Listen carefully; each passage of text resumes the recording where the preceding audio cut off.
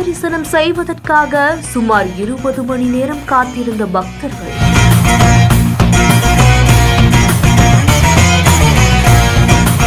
ஒரே நாளில் நிரம்பி வழிந்த ரூபாய் 2.88 கோடி காணிக்கை.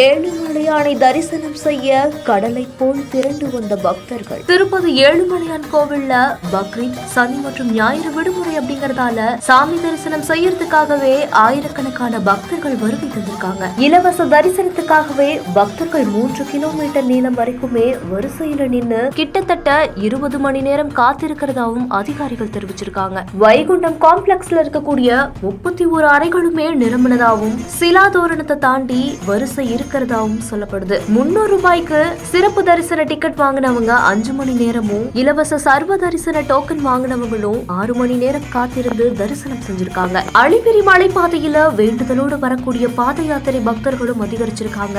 அலிபிரி சோதனை சாவடியில வாகனங்கள் நீண்ட வரிசையில அணிவகுத்து காத்துட்டு இருக்கிறதால ஒரு கடுமையான சோதனைக்கு பிறகுதான் திருமலைக்கு அனுமதிக்கவும் படுது. பக்தர்களுக்கான நல சேவையா தரிகொண்ட வெங்கமாம்பா அன்னப்பிரசாத கூடத்துல சாம்பார் சாதம், உப்மா, பால் மற்றும் காஃபி எல்லாமே பக்தர்களுக்காக வழங்கப்படுது. வெள்ளிக்கிழமையில மட்டுமே கிட்டத்தட்ட 72,174 பக்தர்கள் சாமி தரிசனம் செய்ய வந்ததாகவும் சொல்லப்படுது. உண்டியல்ல காணிக்கையா ரூபாய் 2.88 கோடி வந்ததாகவும் தேவஸ்தானம் தெரிவிச்சிருக்கு. கூட்டம் கட்டுக்கடங்காம இருக்கிறதால தேவஸ்தான அதிகாரிகள் பக்தர்கள் ரொம்ப பொறுமையா இருந்து ஒத்துழைப்பு வழங்குமாறு வேண்டுகோளும் விடுத்திருக்காங்க.